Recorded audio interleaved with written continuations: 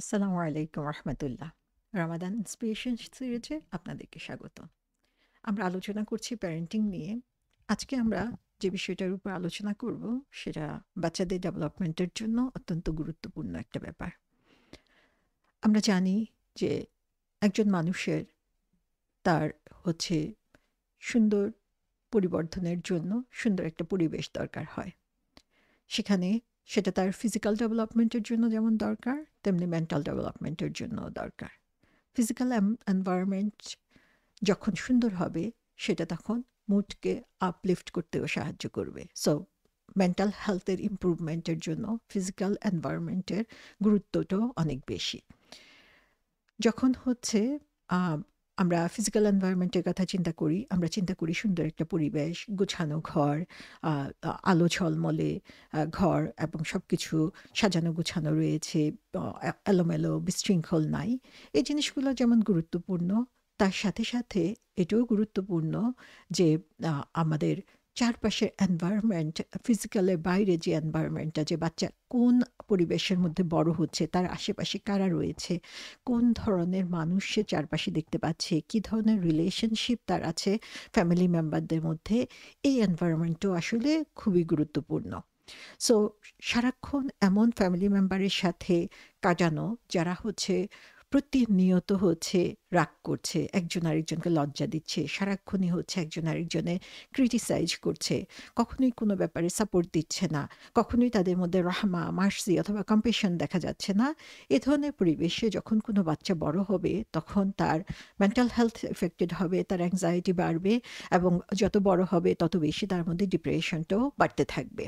So এজন্য সবচেয়ে গুরুত্বপূর্ণ একটা দিক হচ্ছে ভালো একটা এনভায়রনমেন্ট বাচ্চাকে প্রোভাইড করা। এটা হবে এমন একটা এনভায়রনমেন্ট যেখানে যখনই কোনো ভালো কাজ করা হয় সেটাকে প্রশংসা করা হয়, সেটাকে অ্যাকনলেজ করা হয়, সেটার জন্য তাকে হচ্ছে রিওয়ার্ড দেওয়া হয় এবং যে এই ভালো কাজটা করে তাকে সবাই সম্মানের চোখে দেখে। হতে পারে সে বড় কেউ, হতে পারে সে ছোট কেউ। আবার যখন কোনো খারাপ কাজ হচ্ছে তখন সেটার জন্য তাকে সমালোচনা করা হচ্ছে ভালোভাবে, পজিটিভলি, যাতে সে ইমপ্রুভ করতে পারে। সো এরকম যখন একটা পরিবেশ হয়, সেই পরিবেশটাকে আমরা ভালো পরিবেশ, গুড এনভায়রনমেন্ট বলে থাকি। এবং দেখা যায় এই এনভায়রনমেন্টটা হচ্ছে ম্যাক্সিমাম টাইমে অনুপস্থিত থাকে আমাদের পরিবেশে।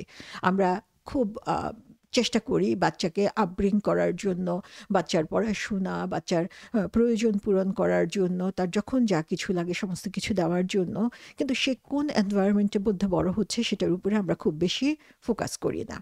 আবার ঘরের পরিবেশের সাথে সাথে আমরা চিন্তা করতে পারি যে কোন নেইবারহুডের মধ্যে আমরা বাস করছি।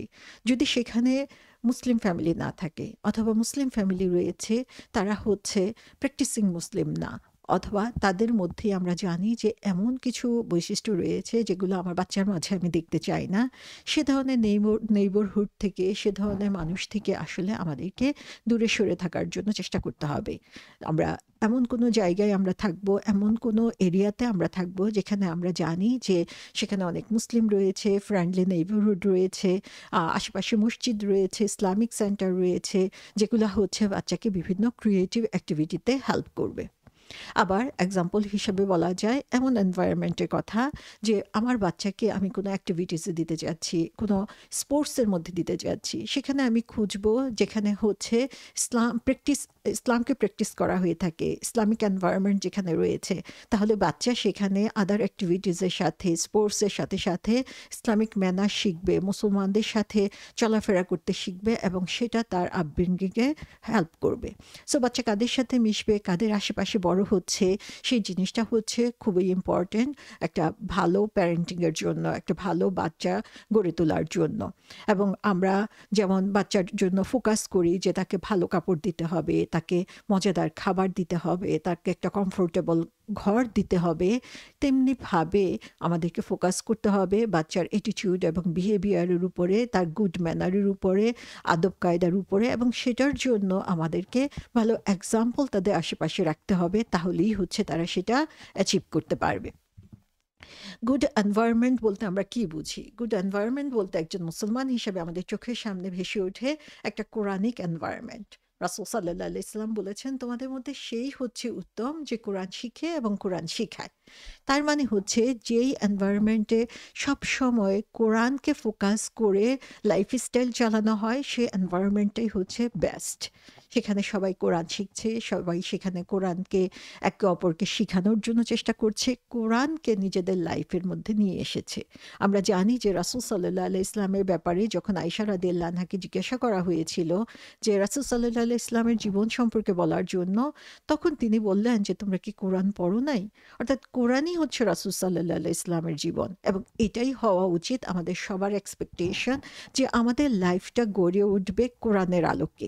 এখন সেই কোরআনের আলোকে গড়ে উঠতে হলে কি করতে হবে? আমরা শুধু কোরআন তেলাওয়াত করব, কোরআন মুখস্থ করব? আমরা দেখা যায় বাচ্চাদের ছোটকাল থেকে এটার উপরেই ফোকাস করি যে একটু কোরআন রিডিং পড়া শিখুক, কোরআন খতম দিক, কোরআন মুখস্থ করুক। কিন্তু কোরআনের আলোকে নিজেকে গড়ে তুলতে হলে কোরআনকে বোঝার জন্য যে পরিবেশটা দিতে হয়, সেই পরিবেশটার কথা আমরা অনেক সময়ই খেয়াল করি না। সো আমরা যদি একজন ভালো মুসলিম হিসাবে আমাদের সন্তানকে গড়ে তুলতে চাই, তাহলে ছোটকাল থেকেই তাদেরকে কোরআনের শিক্ষার সাথে পরিচিত করতে হবে। কোরআনে কি বলা হয়েছে এবং সেই শিক্ষার আলোকে এনভায়রনমেন্টটা কেমন হবে সেটাও আমাদেরকে দেখাতে হবে। আমরা যা বলছি সেটার সাথে আমাদের আশেপাশে পরিবেশটা মিলছে কিনা সেটাও আমাদেরকে দেখতে হবে, এবং সেজন্য কোরআনের সাথে সাথে আমাদেরকে হাদিসের উপরে ফোকাস করতে হবে। আমরা জানি যে সাহাবাদের পরে তাবিঈনদের যুগে তাদেরকে যখন কোরআন শিখানো হতো, কোরআনের মতো করে হাদিসও তারা সেরকম জোর দিয়ে শিখতেন। তার কারণ হচ্ছে এই ২ টা জিনিসই পারে আমাদের জীবনকে আলোকিত করার জন্য।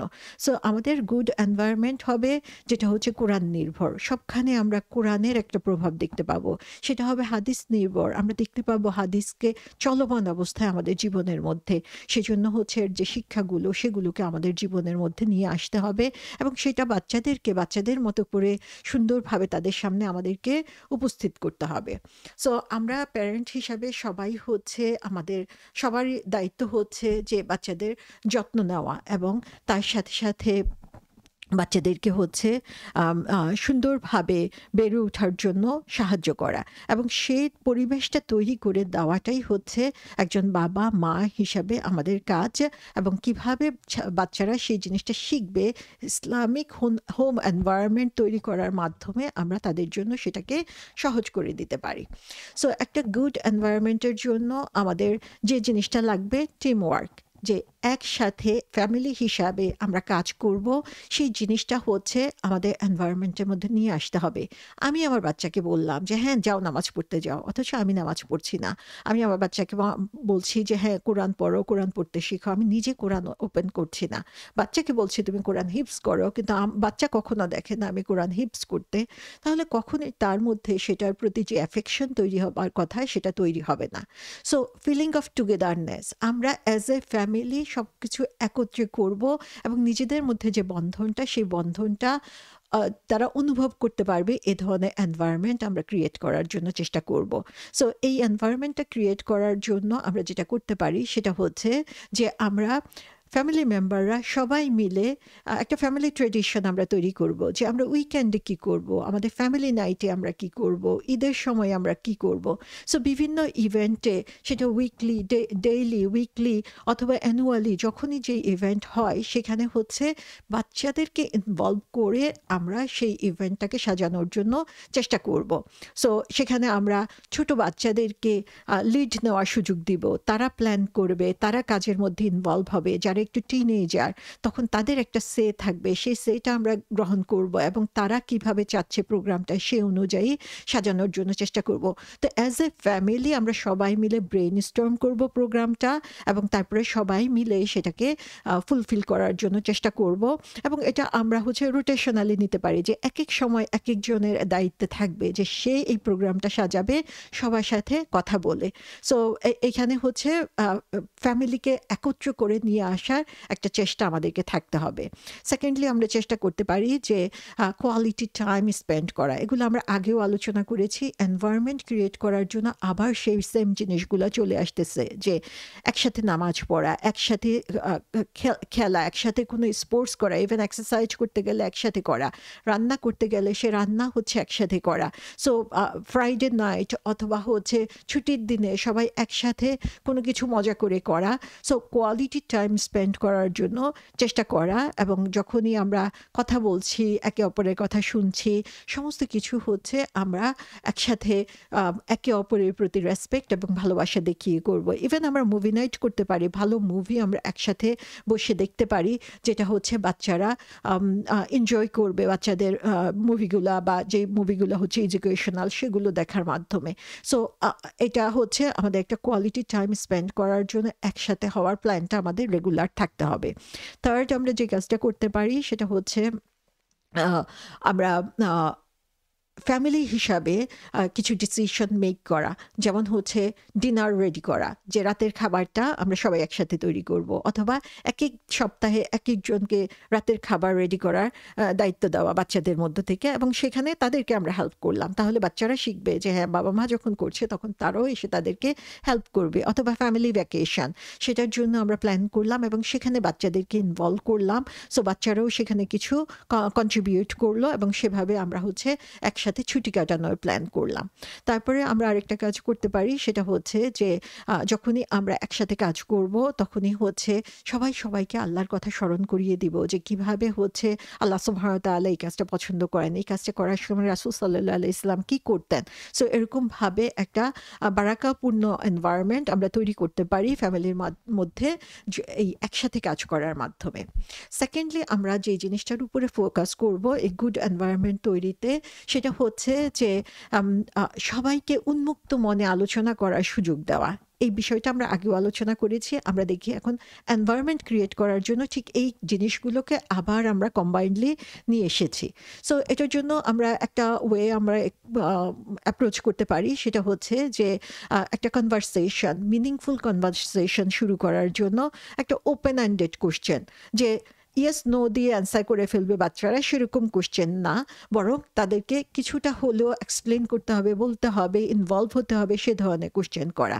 সো যেমন কোনো কিছু ঘটার পরে আমরা হয়তো বা সেটা নিয়ে ডিসকাস করতে পারি, যে তোমার কি মনে হয় এই ঘটনাটা যে ঘটলো, কি ঘটেছে, কেন ঘটেছে। সো কোনো একটা কথা তারা বলল, তখন তাদেরকে জিজ্ঞাসা করা যায়, তুমি যে এই কথাটা বললা কেন বললা, কোন মানে কি মিন করেছো, আর একটু বুঝিয়ে বলো। সো কোনো একটা কোশ্চেন শুরু করার আগে আমরা হচ্ছে তাদেরকে সুযোগ দিব সেটাকে বোঝার জন্য, এবং তারপরে হচ্ছে মিনিংফুল কনভারসেশনটা সেখানে আমরা শুরু করব। এবং এখানে আমরা লিসেনিং স্কিলস নিয়ে আলোচনা করেছি এর আগে, সেখানে আমরা সবার প্রতি সম্মান প্রদর্শন করব। যখন কেউ কথা বলছে তার দিকে হচ্ছে আমাদের সমস্ত মনোযোগ থাকবে, আই কন্ট্যাক্ট থাকবে, আমরা খুব আগ্রহের সাথে তার কথাগুলো শুনবো এবং তাকে আমরা প্রশ্ন জিজ্ঞাসা করব, সেই প্রশ্ন করলে তার উত্তর দিব। তো এভাবে সুন্দর একটা পরিবেশ তৈরি করব যেখানে বাচ্চারা বাচ্চাদের ওপিনিয়ন দিতে শিখবে, বাচ্চারা নিজেদেরকে এক্সপ্রেস করতে শিখবে। সো বাচ্চাদেরকে আমরা হচ্ছে একটি স্পেস তৈরি করে দিব যেখানে তারা তাদের আইডিয়া এক্সপ্লোর করার সুযোগ পাবে এবং তারা প্রশ্ন করার সুযোগ পাবে, তাদের যে কিউরিসিটি রয়েছে সেটাকে তারা ওপেনলি বলতে পারবে। সো এই সুযোগটা আমরা যত বেশি বাচ্চাদেরকে দিব, বাচ্চারা তত বেশি ওপেন আপ হবে, বাচ্চারা তত বেশি আপনার সাথে সমস্ত কিছু নিয়ে ডিসকাস করবে। সেকেন্ডলি, আমরা যে কাজটা করতে পারি সেটা হচ্ছে যে রিয়েক্ট না করা। বাচ্চা কিছু একটা বললো, সাথে সাথে এই কথাটা তুমি কিভাবে বললা, এই কথাটা বলা উচিত হয় না, হারাম, এই ধরনের কথা তুমি আর কখনোই বলবা না। বরং আগ্রহের সাথে তার কথাটা শুনবো। যদি কোনো ব্যাপারে আমার ডিসএগ্রিমেন্ট থাকে তাহলে আমি বলবো যে আচ্ছা, তুমি এভাবে চিন্তা করছো, এটাকে এভাবে চিন্তা করলে কি হয়, বা এটার উত্তরটা যদি এরকম হয় তাহলে কেমন হয়। সো তাদের সাথে আর্গুমেন্টের মধ্যে না যেয়ে প্রপার কনভারসেশনের মাধ্যমে হচ্ছে যে বিষয়টা নিয়ে আমাদের মধ্যে কথাবার্তা চলছে সেটাকে আমরা আরো বেশি মিনিংফুল করে তুলবো। সো আমাদের টিনেজাররা আমরা দেখি যে অল্পতেই বোর্ড হয়ে যায়, তাদের লাইফ কোনো কিছুতেই ভালো লাগে না এবং আমরা তখন অস্থির হয়ে পড়ি। তখন আমরা নিজেরা নিজেদের জন্য একটু সময় আসলে নিব, একটা ডিপ ব্রিথ করব, আমরা নিজেদেরকে আগে কাম এন্ড কোয়াইট করার জন্য চেষ্টা করব এবং তারপরে হচ্ছে তাদের সাথে এমনভাবে কথা বলবো যে আসলেই আমরা আগ্রহী তার সমস্যাটা জানার ব্যাপারে। সো সে যখন বলবে যে আমার লাইফটা একেবারে হরিবল, আমার আর ভালো লাগে না এসব, তখন খুব কম্পেশনেট ওয়েতে জিজ্ঞাসা করতে হবে যে কেন, কি হয়েছে, আমার তো খুবই খারাপ লাগছে তোমার এই কথা শুনে, আমাকে একটু বলো যে কি হচ্ছে, আমি কি তোমাকে কোনোভাবে হেল্প করতে পারি, অথবা আমি তোমার সাথে শেয়ার করতে পারি যে আমার কোনো ঘটনা এরকম ছিল কিনা। সো এভাবে হচ্ছে ওপেননেস ক্রিয়েট করতে হবে ফ্যামিলির মাঝে, তাহলেই হচ্ছে ছোটকালে যে বাচ্চাগুলো কথা বলছে আমরা দেখি বড় হয়ে সেই বাচ্চাগুলো কথা বলা বন্ধ করে দেয়। তারা নিজেদের জগতের মধ্যে সীমাবদ্ধ হয়ে যায়। কারণ তারা দেখে যে যেটাই বলতে যায় বাবা-মা রিঅ্যাক্ট করছে। যে এটা বলা যাবে না, ওইটা করা যাবে না, এভাবে বলতে পারবা না, এভাবে চলতে পারবা না। বরং তাদের সাথে কম্প্যাশনেট ওয়েতে আমরা কথা বলবো। তো বাচ্চাদের সাথে আমরা সেনসিটিভ বিষয়গুলো নিয়েও কথা বলবো, যে ডিফিকাল্ট কনভারসেশন যেগুলা হচ্ছে বাচ্চারা নিজেদের মধ্যে রাখে বা বাচ্চারা অন্য কোনো সোর্স থেকে তাদের আগ্রহ মেটানোর জন্য চেষ্টা করে, সেগুলোর ব্যাপারে তাদের সাথে নিজেদের থেকে আমাদেরকে কথা বলতে হবে। এখন যেমন same sex marriage, transgender, homosexuality, এগুলো হচ্ছে খুবই সেনসিটিভ ইস্যু চলছে। এই ব্যাপারে বাচ্চাদের মতামত কি, বাচ্চারা এই ব্যাপারে কি চিন্তা করছে, ওয়ে অফ থিঙ্কিংটা কি, এবং কিভাবে সেখানে কারেকশন আনার দরকার, কিভাবে আমাদের চিন্তা করা উচিত, ইসলাম কি বলছে, সেই জিনিসগুলো নিয়ে নিজেদের মধ্যে কনভারসেশন স্টার্ট করতে হবে এবং বাচ্চার মধ্যে ট্রাস্ট বিল্ড করতে হবে যে হোয়াট এভার বাচ্চা বিলিভ করে আমি তার সাথে আছি, কিন্তু আমাদেরকে জানতে হবে হোয়াট ইজ রাইট এবং হোয়াট ইজ রং। সো বাচ্চাকে ফিল করা যে আমি তোমার সাথে কানেক্টেড আছি, আমি তোমার কথা বুঝতে পারছি, কিন্তু এই আমাদের কোরআন হাদিসের আলোকে ব্যাপারটা এরকম হবে। সো আস্তে আস্তে বাচ্চার সাথে এভাবে আলাপ করার ব্যাপারে হচ্ছে আমাদেরকে নিজেদেরকে প্রস্তুত করতে হবে। থার্ড যে জিনিসটা দেখা যায় গুড এনভায়রনমেন্ট তৈরির ক্ষেত্রে ব্যারিয়ার হিসাবে, সেটা হচ্ছে কনফ্লিক্ট, যে নিজেদের মধ্যে বিভিন্ন ধরনের বাহাস, যুক্তিতর্ক অথবা ঝগড়া বিবাদ, বিভিন্ন ব্যাপারে মতবিরোধ এগুলো চলতেই থাকে, এবং এটার হচ্ছে একটা গুড এনভায়রনমেন্ট ক্রিয়েট করতে আমাদেরকে বাধা দেয়। সো এখানে আমরা কিভাবে এই জিনিসটাকে হেল্প করতে পারি, ফার্স্টেই হচ্ছে আমাদের ইমোশনটাকে নিয়ে আমাদের আসলে চিন্তা করতে হবে যে ইমোশনাল আপ ডাউন সবারই হয়, এবং এটা নিয়ে আমরা পরবর্তীতে আরেকটু আলোচনা করব। তো আমরা দেখি যে বড়দের মধ্যেও ইমোশনাল আপ ডাউন হচ্ছে, যে হচ্ছে খুবই রাইটিয়াস, খুবই পায়াস, ধর্মভীরু মানুষ, তার মধ্যেও আমরা দেখি যে সে রেগে যায়, সে হচ্ছে উত্তেজিত হয়ে পড়ে, সে যখন রেগে যায় তখন সে কি বলে তার কথা ঠিক থাকে না। আমরা মুসা আল্লাহ ইসলামের কথা জানি যে একসময় তিনি এত রেগে গিয়েছিলেন যে একজন মানুষকে এত জোরে ঘুষি দিয়েছিলেন যার কারণে আরেকজন মানুষ মারা গিয়েছিল। আমরা জানি যে ইয়াকুব আলাইসাল্লাম তার সন্তান ইউসুফ আলাইসাল্লামকে হারানোর পরে এত কান্না করেছেন যে তার চোখের দৃষ্টিশক্তি তিনি হারিয়েছিলেন। সো এই ইমোশনগুলো এখানে থাকবে, এবং বাচ্চাদের মধ্যে যখন এই ধরনের কোনো আনকমফোর্টেবল ইমোশন থাকে, বাচ্চারা যখন এই ধরনের মুড চেঞ্জের মধ্য দিয়ে যায়, তখন তাদেরকে বোঝাতে হবে যে এটা হচ্ছে আমাদের হিউম্যান নেচারেরই অংশ, এবং তখন তাদেরকে সেটা রিকগনাইজ করতে আমাদেরকে হেল্প করতে হবে। সেকেন্ড যে জিনিসটা সেটা হচ্ছে বাউন্ডারি সেট করা, এটা আমরা আগেও আলোচনা করেছি, এবং আমাদেরকে বাচ্চার সাথে কথা বলতে হবে যে যখন আমি রেগে যাই তখন আসলে আমার কি করা উচিত। আমরা জানি যে হাদিসে আছে যখন রেগে যায় তখন অজু করো অথবা গোসল করো। সো এটা হচ্ছে আমাদেরকে কাম অ্যান্ড কোয়াইট করার জন্য।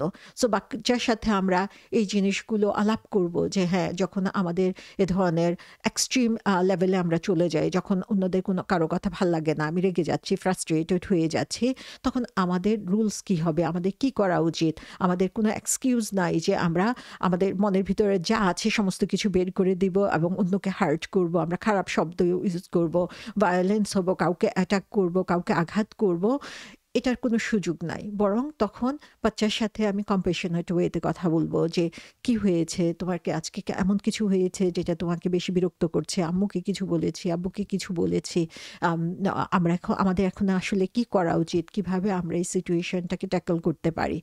এবং সাথে সাথে থার্ড যে জিনিসটা সেটা হচ্ছে যে নিজেদেরকে আসলে শো করতে হবে যে যখন কোনো কনফ্লিক্ট আসে আমি নিজে কিভাবে সেই কনফ্লিক্টটা রেজলিউশন করছি, এবং বাচ্চা যখন দেখবে যে হ্যাঁ বাবা মা তারা হচ্ছে যখন কোনো ধরনের কনফ্লিক্ট হচ্ছে তারা নিজেরা নাইসলি সেটা করছে, তারা খুব রেগে গিয়েছে কিন্তু তারপরেও সেটা কে তারা কন্ট্রোল করে একজন আরেকজনের কথা শুনছে, একজন আরেকজনের কাছে ক্ষমা চাচ্ছে এবং তাদের কাজটাকে কারেক্ট করার জন্য চেষ্টা করছে, তখন বাচ্চার সেটাকে প্র্যাকটিসের মধ্যে নিয়ে আসবে। সো বাচ্চার সাথে সুন্দর সম্পর্ক এবং বাচ্চার সামনে নিজেকে রোল মডেল হিসেবে পেশ করার মাধ্যমে আমরা আসলে এ ধরনের সেনসিটিভ টাইমগুলোতে নিজেদেরকে সময়টা সেনসিটিভ সময়গুলোকে আমরা ওভারকাম করতে পারি এবং একটা ভালো এনভায়রনমেন্ট আমাদের আশেপাশে তৈরি করতে পারি। সো কথাগুলো শুনতে মনে হয় খুবই সিম্পল, কিন্তু এর বিরাট ইম্প্যাক্ট রয়েছে আমাদের ফ্যামিলির উপরে এবং আমাদেরকে কন্টিনিউয়াসলি আসলে এফোর্ট দিয়ে যেতে হবে এই কাজগুলোকে কিভাবে আমাদের নিজেদের প্র্যাকটিসে নিয়ে আসা যায় সেটার জন্য।